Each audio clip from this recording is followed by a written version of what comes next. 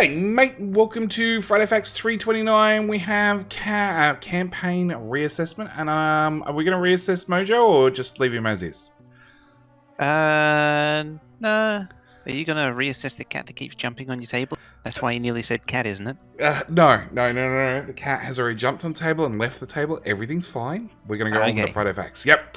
So, good news, the merch store's now open in case you hadn't ordered your merch prior to Christmas, so you could wait till March to have it delivered. But, you know, in case you were late, you can now go order it. But that's the short part of the Friday Facts. This one's all about the campaign. So last Friday Facts, they basically said we're dumping the campaign, we're dumping all the work we've done on the campaign, we're scrapping it, we're going back to square one. And all that, the big deal over that MPE, all gone. Yeah, and a lot of people were like, okay, great idea. But there was a lot of comments of like, the old campaign is just... It sucks. It was great for really early access back in version 13, 14, last time it was probably looked at. Yeah, it needs some work. Onto what they're doing. So what they learnt, after they decided to cancel it, they took some time to assess what players did like and didn't like, and all of these were luckily listed in the forums and in Reddit on the previous Friday Facts. And we mentioned as well, like we both mentioned, well, I mentioned I really want to keep Compatron because I like him. Oh yeah, that was a good idea. But I don't like it when he does things. And yeah, especially when he destroys your buildings. Yeah, well, don't surround him with boxes on a cliffside, mate. Just don't surround him with boxes at every available opportunity. Yeah. So, players dislike being told that they must restart, which I can definitely agree. Players, ironically, don't have regrets after they restart, which sort of shocked me because yeah, I hate having to restart. I really, really, really, really hate having to restart. It's probably one of the reasons I hated They Are Billions, because there's a really fine line whether you're going to succeed or fail in the first half hour of gameplay. And if you fail, you're going to have to just re-roll and do everything you just did a second time. Or third time. That's true, or fifth time. Yep. If you don't get that early game down just perfect, the game could go on for another hour and it'll be all futile. Yeah, and it's. I think They Are Billions is unique in every map was random, so if you screwed it up, you might get a bad reroll, or you could get a really good reroll, or yeah. So it's valuable for new players to under a sub 30 hours to rebuild 1 to 3 times, which I would generally agree with in Factorio. I think Factorio is one of those games where you end up rebuilding your base like 2-3 times during most playthroughs, at least until you're experienced enough where you can build it once and you sort of future-proof it to a certain extent. Yeah, I can remember my first few playthroughs. I generally rebuilt the entire base at least countless times. I had multiple one of the first few games I had where there was multiple saves that I'd made throughout it, and the base just, like, you load one to the next and it's just a completely different base. Yeah, well, I remember, I think it was version 14, it became really, really popular for people to start pre-making smelter blueprints, pre-equipped to have the 3x3 electric furnace built into them to replace their stone furnace, which they'd upgraded to a steel furnace to finally upgrade to an electric furnace. Oh, yeah, that's an ancient blueprint, that one. Yeah. I hate it too, but you know, that became really, really popular at one stage because people realized how often they were rebuilding their smelters. Nowadays, most people go like stone, steel, offsite, or completely rebuild it, you know, in the main base with modules and beacons, or just leave it forever and leave steel furnaces running because they just work. But yeah, lowering player constraints increased design difficulty. So this was one of the things that we all found if you did the new player experience, where you didn't get underground belts. Was... And did you get splitters? I don't think you got splitters either. No, you didn't. You just had belts and inserters. Yeah, trying to make any sort of base without undergrounds and long-handed inserters is a nightmare, to put it politely. So yeah, they were definitely things that they'd learnt and hopefully they're going to use to build upon. But yeah, there's other things like new players. New players will commonly, because they're used to it in other games, will stand around to handcraft something. Whereas in Factorio, if you're handcrafting, you're on the move. You've got other things that you need to do. Yeah, it's all about automating stuff, not Yeah. handcrafting stuff. Oh, look, even if you're handcrafting stuff, you're at least moving around to do it. You're not standing still.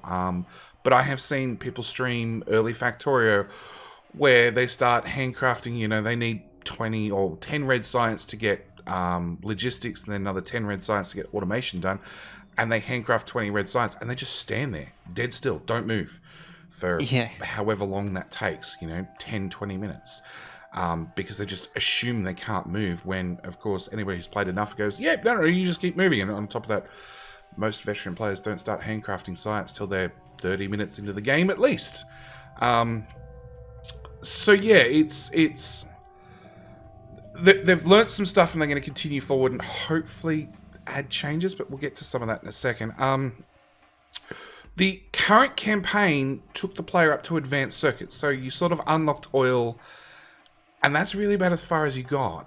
You didn't get into late game combat. That wouldn't give you purple, it wouldn't give you robots, it wouldn't give you yellow science. Did the old campaign even have oil? Well, if you got advanced circuits, I'd say yes. Yeah, you would. Because I was going to say, it probably predates oil. And yes, nah. So... I think it was introduced with around the oil time. Yeah, I think it came out... Because I have played it. I have played the version 14-ish campaign back when 14 was the latest Factorio. And it's exactly the same as the 12 one. I think it did get some tweaks, though. Yeah, it might have got some tweaks, but I played it at like version 13, 14, 12, somewhere there. And I remember doing oil, and I've seen enough people try to stream it and get thoroughly confused. Yeah. But yeah, from now on, they're gonna be calling it the expanding campaign. And they want, well, they've got a couple of problems. They want our thoughts on it. So yeah, one of the things they're trying to remove is the feeling of lost progression that comes from starting a new level, because that's how they're currently set up. You load a campaign, you play a campaign. When you finished it, that's it. You're back to the main menu, and then you can you can continue from that moment on and play free play on that map, or you can load the next campaign and sort of do like the next level of Factorio. So yeah, after they cancelled everything, they decided to go back to square one and have a brainstorming session, I guess, and see if there was any alternate solutions they could come up with for the expanding campaign. And the prototype came together very quickly, because they were able to reuse a lot of the work they'd already done. So now they have two prototypes they want to present and the ideas behind them. So we have the expanding campaign, which is Area 1, Red Science, unlocks to Area 2. So as soon as you finish Red Science and finish whatever the goal is, the map will just get bigger, and you'll be able to do, Green Science. More stuff. Yeah, more stuff. Green Science and cars, because that is part of, I think, the second campaign that you have to manually load. Yeah, currently. the second level, you have to make a... Is it second level? I think it's the first level. You have to craft up stuff to put in a car to then go to... Well, this one, going between maps made sense, because you load up the car and then take it to the next map. That one wasn't so bad. It was... That's the new version. So that's like the version 16, 17 version. The version 12, from memory, you started with a car at spawn? No. No? That's because the original one was like 4 scenarios or 5 scenarios. And the first one was the demo map. The second one was the extension of the demo map, which gets you to load up the car. And then after the demo map was the car, which takes it to the outpost, which does the trains. Uh-huh. And then after that was the one with the car, and you have to defeat the biters. And then the final one after that was you had to craft the plane. Oh, yes. Yes, okay, I remember. Yep. At least I remember the plane part. Yeah, and that was the one with the oil, because it introduces electric furnaces. Okay, so what they're looking at, option number 1, Area 1 to Area 2 to Area 3. Area 3 will get you trains. Area 4 will get you military, oil, blue science, tanks, robots, of course. Robots will unlock into Area 5, which will get you yellow science, your purple science, and the rocket silo. So basically a whole game, bit by bit by bit, unlocking new features, teaching the player. So this is the main one they've been working on so far. A single map starts small but grows after each objective is complete. This would emulate free play gameplay, and the player can build a very large base and expand in the directions they want, but with quest objectives to steer the player towards building the rocket. Technology and progression are preserved perfectly, since we never ask the player to start again. As a result, the player can build a really big factory. This prototype focuses more on the long-term problem solving that free play requires, such as deciding where your next outpost will be. Main problem, at the end of each chapter, the number of different situations the player could have gotten themselves into is near infinite, like Mojo surrounded a Computron with boxes. Yes, or and it does actually expose it to a lot of exploits where you could exploit the next stage. Yeah, you could. If you know what's coming, and I'm sure somebody will do it, you could pre-stock everything so you unlock the next stage and bang, you've got military science in 15 seconds. Then again, it could make for an interesting speedrun. It could make for an interesting speedrun. So yeah, it's very difficult for them to predict what state the player is in and construct an appropriate challenge. Clever objective and map design should be able to mitigate this issue.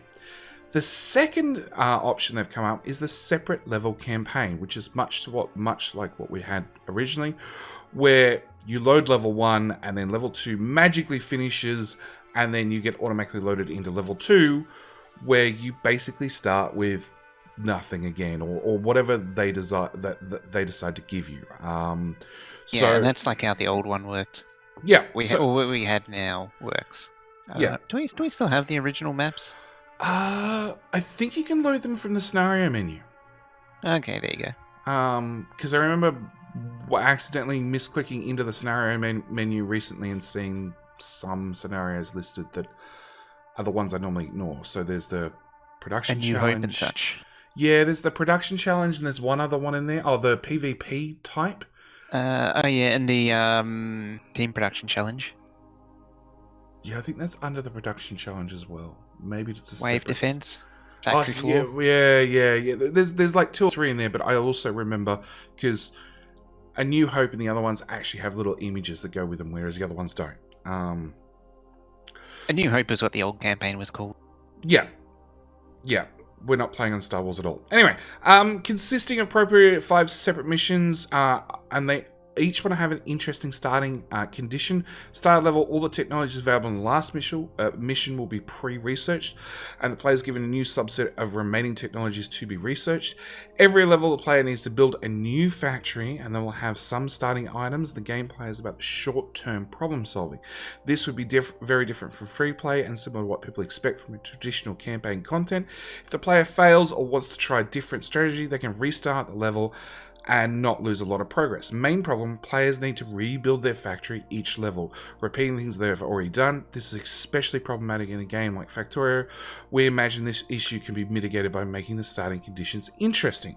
So, the conclusions. While these 2 prototypes have some large differences, there are many aspects they share. Free play will stay the same regardless of the choice here. There's no story, which I'm actually a little bit worried about. I actually thought they'd be putting a lot of... interesting. Oh, I thought they'd be putting a lot of effort into the story for either of these. Or at least something. There's no exploration. It's the same tech tree as free play, which is great. All content of free play is available at some point, which is great. Complex conceptions, such as oil logistics trains, are broken down into smaller pieces, which is good for new players. It's almost identical quest structure. The 2 approaches are actually very similar in their core quests, and there's more decision how we present the progression. Internally, we're still discussing which approach is more appropriate, which approach is more appropriate for Factorio. I got there in the end. What? So, yeah. It's all the words are in the right order sometimes. So, I honestly think, and I'm hoping you're going to agree with me, Mojo, I actually like the separate campaign levels So players, if they find oil really complicated, they can go through and just play level 3 or level 4. And they can just play that a second time, just to get a refresher course. So it has its doing the separate ones, but I'm actually inclining towards a continuous single map. That's the other thing I was going to say. I'm like, I like that because people can replay just a small piece if they just want to get a refresh on just that part. By the same token, I really, really prefer the expanding campaign. So I honestly really hope that they go with both. And they do... Or at least do more than one campaign eventually. Maybe do one for launch and then add more eventually. I'd like to see them do some challenge scenarios. I've always been keen on challenge scenarios. Training a little bit. I'd love to see some challenge scenarios as well, but I really think for launch, they have to go with one of these two. Oh yeah, definitely. And I really like the idea of the separate level campaign. It can be really light on story. It doesn't have to be too over the top. But then some of the features that they added in 16 and 17, like with it being able to reposition the camera and do the cinematic cutscenes, would make such a brilliant addition to the expanding campaign that I really hope they do that one as well. So you do the second one, which is like a quick play, well, a fairly heavy tutorial focused playthrough of the campaign. So it's really about those teaching steps, those teaching blocks, and getting players to do things in small bite-sized sections. So that way, if they have to rebuild smelting 5 times through 5 different levels, hopefully by the end, they can build a reasonable smelter. But then do the expanding campaign straight afterwards and put a lot of time and effort into that one. Because it's continuous, put effort into a storyline and the cutscenes and try to actually make a story for that one. Yeah. Where the idea is people go and play the first campaign as sort of a tutorial campaign, learning experience. And then like, nope, you're ready.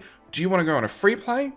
Or do you want to go on to the main campaign of Factorio and then have them go back to the expanding campaign and learn from their mistakes, rebuild their base 5 times, because now biters are more like free play. They're a little bit harder. They expand.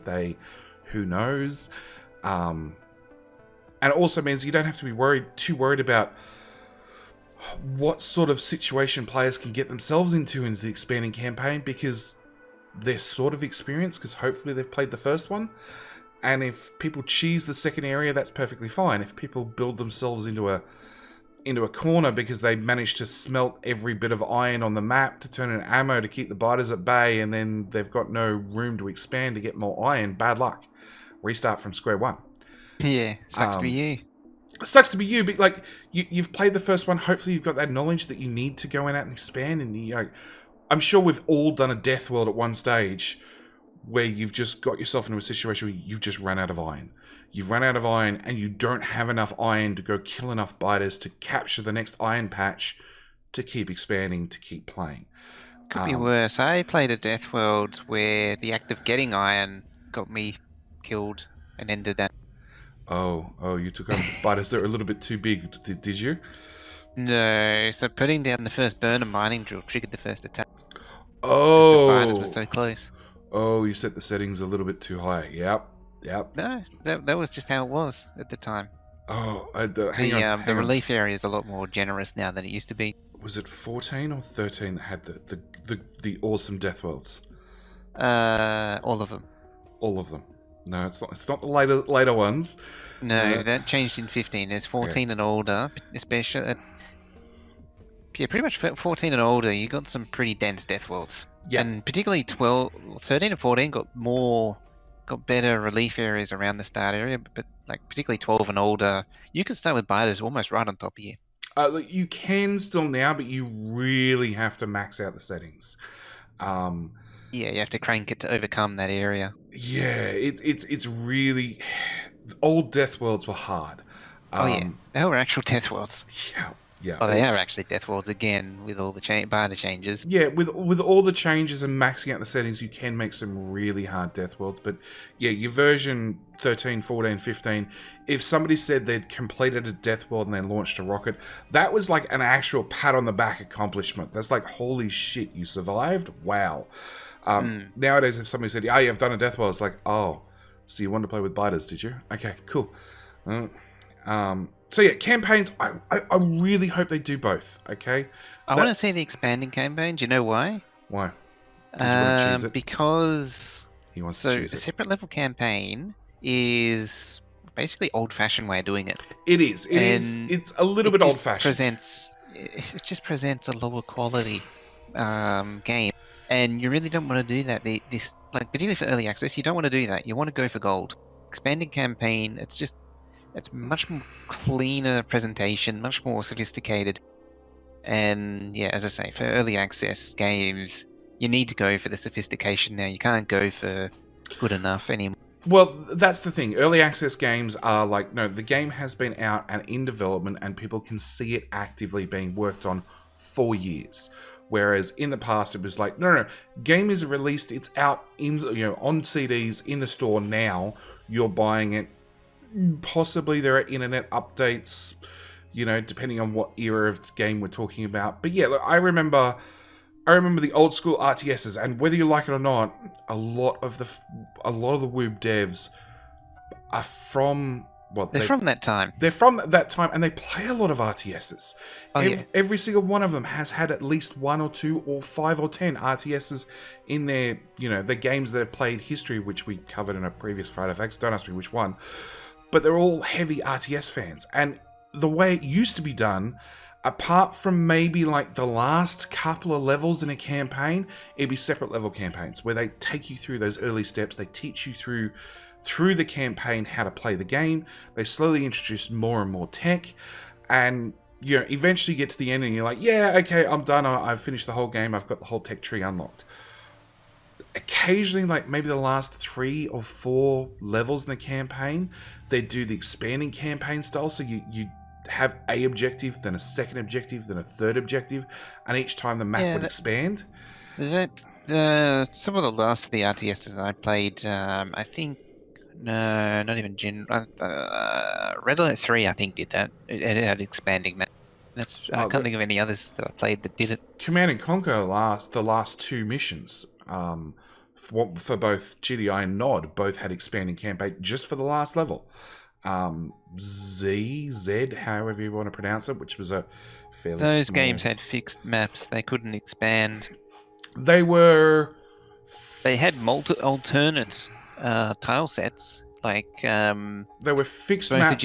Both the original GDI Nod, well, they all like half of the campaign GDI Nods generally had alternate, like 2 different tile sets. So there was like an A and a B iteration, and then the final one had an A and a B and a C. Yeah, but the map was limited until you've completed the first part of the last level of the campaign, and then you get more map revealed to you and accessible to your troops. All right. Well, it was all accessible, more or less. Yeah. It's just suicide to do it. But yeah, because in the original Command and Conquer, the mechanisms and scripting didn't exist to actually do that sort of thing.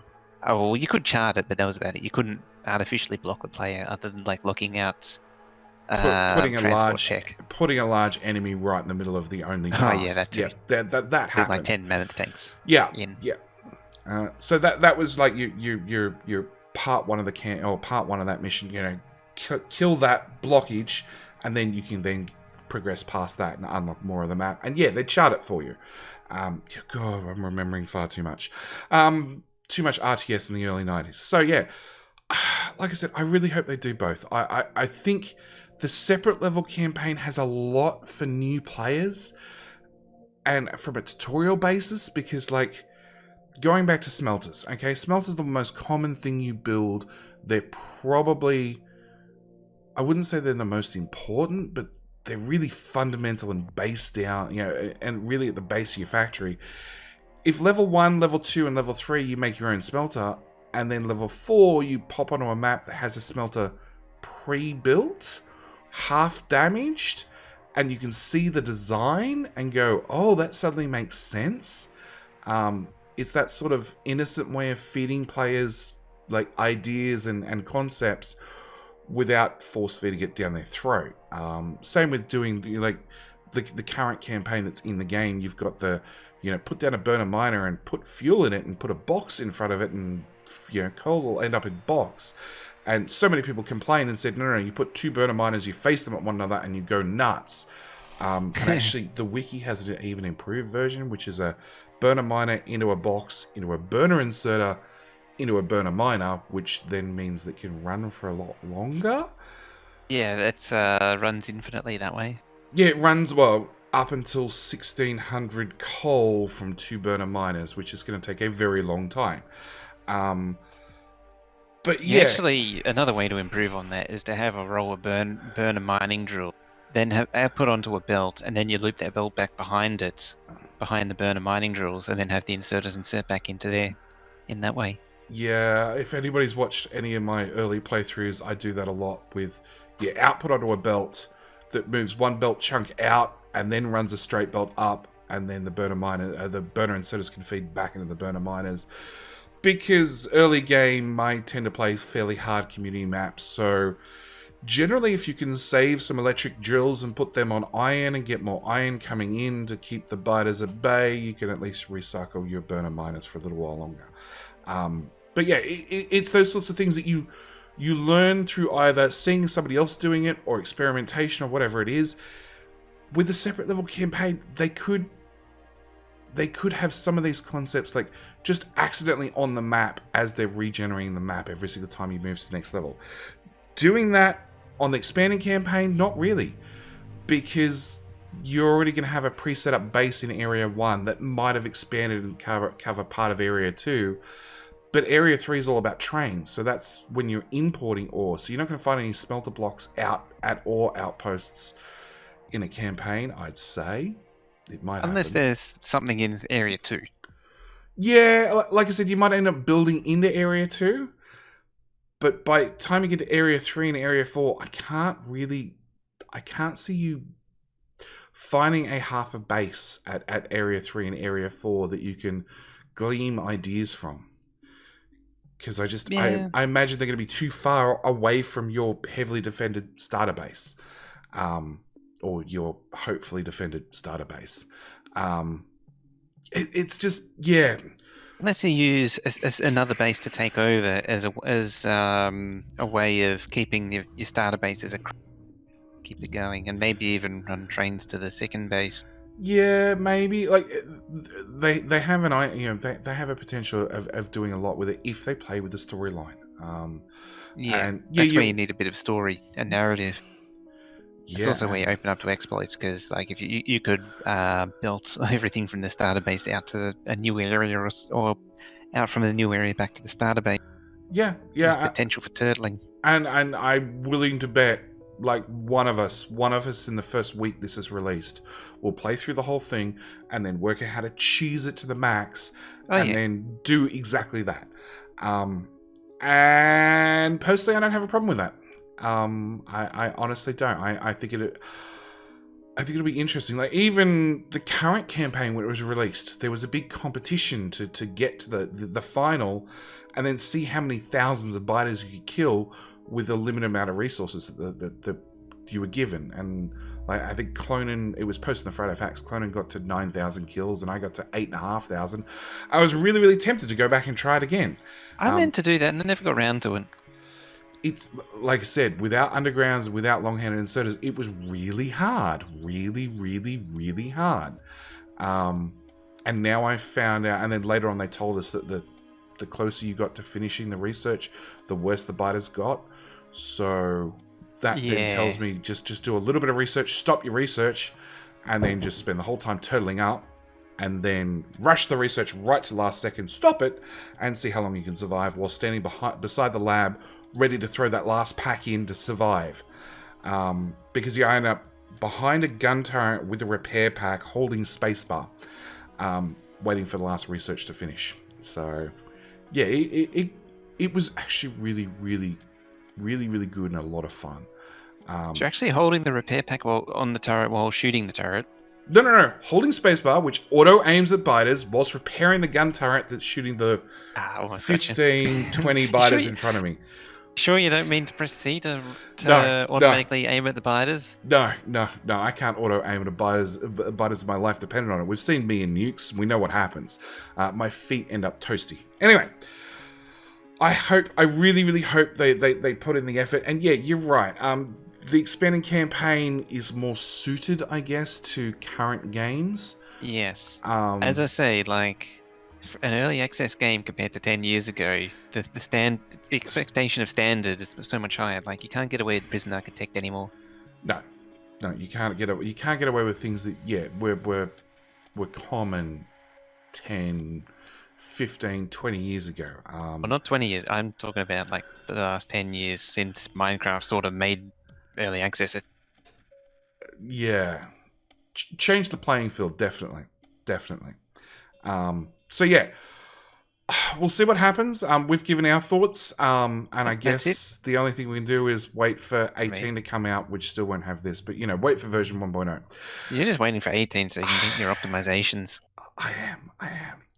I'm not the only one, but yeah, I am. And then we have the community spotlight. We have a 500-player speed run by Clonin. So emphasis air quotes, emphasis quotes speed run. Yeah, it's anything but a speed run. I think they got to red and green science. So yeah, over last week, the YouTuber Spiffing Brit hosted a server with a goal of completing a speedrun with 500 players online at the same time. Things went a lot more smoothly on Sunday because the Friday evening one sort of died, and they managed to reach a peak player count of 462 players. If you've seen the Spiffing Brits videos before, it's dead set in the exact same style as the rest of his videos, of course. And 500 players in Factorio speedrun, they don't mix. It just... Yeah, that many even 200 players in Factorio doesn't go well. Yeah, nothing goes right. Nothing goes right after you get enough players in there. I do have to admit that seeing 200 plus players on a ore patch, all with pickaxes... Oh yeah, that's a spectacle. You know what's also a spectacle? 200 players mining a forest. Yes.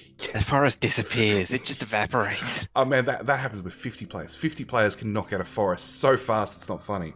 Oh yeah. I was actually talking about it earlier, a few hours ago, that I was on the original Roomba one back in 2016, and that's happened. This is the one that he hosted on his PC too. It was like 200 people connected to it. Wow. Destroyed his internet and his PC. Yeah, well, that's the thing. When you're getting up to this many players, you need a couple of things. You need some high-end hardware because the server has to be running fast and everything else. So it has to deal with all these players. Yeah, so they've got a cat on the keyboard. They've got a 9900K coming for the next event, and also it's got a 10 gigabit networking card. It's not so much the speed of the network card. It's about having a dedicated network card because your onboard network card is all done with software, which cuts into the latency and the CPU processing time of said network transmissions. Whereas your dedicated cards, it's all done with hardware. It's a lot lower latency, a lot faster, handles more connections, and 500 players at once. Yeah, you pretty much want a dedicated network card, along with some pretty insane routers / hardware. Yeah. So yeah, that and 200 players downloading at 8 megabytes a second is slow. 8 gigabit. Yeah, it's slow. At least the map starts out very, very small, but it gets bigger. And that's why you need the 10 gig card. It's just managing that many players concurrently. Yeah, and it's also like multiple. Each time somebody joins the game, the server has to pause and do a save, and that also really it does it in batches. Yeah, I don't know if you've ever seen it. It does now. It does now. It never used to. Oh yeah, it's been doing it for a long time. I think it was added in 15. No, it was a 16 feature. Was it 16 when we got auto syncing and mods? It was before syncing mods. Okay. And it was definitely after 13 where the game paused for every player joining and downloading. I don't know. I started playing a lot more multiplayer with 16, 17. And I 13, don't remember it in 13 used the 16. peer-to-peer as well, so everyone played at the Yeah, speed of the slowest player. 13 was bad. I know. I played Oh, multiplayer 13, a little bit in a 14, then stopped playing multiplayer, went single player for 14, 15, started doing multi in 16 and 17 again. But yeah, look, have a look at the video. There are some hilarious moments. I will add some disclaimers because I know everybody complains about it when I do it. The mouse is off for more than half the video.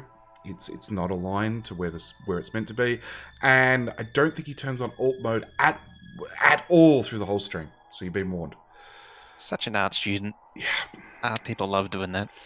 I just like alt modes in Factorio. It's one of the things you just need to turn on. You have to. It should be on by default. Actually, that's something should be in level 2 of the campaign. Just press Alt, damn it. Just Coppertron should come up and just hit you with a pickaxe over the head and just press Alt. He comes up, runs you over, and says, "Turn on Alt mode, damn it." Yep. But yeah, I think that's it for the front of X. Yes, no? Yep, that's it. All right. Thank you guys so much for watching. Do hope you enjoyed. See you guys next week. All right. Bye.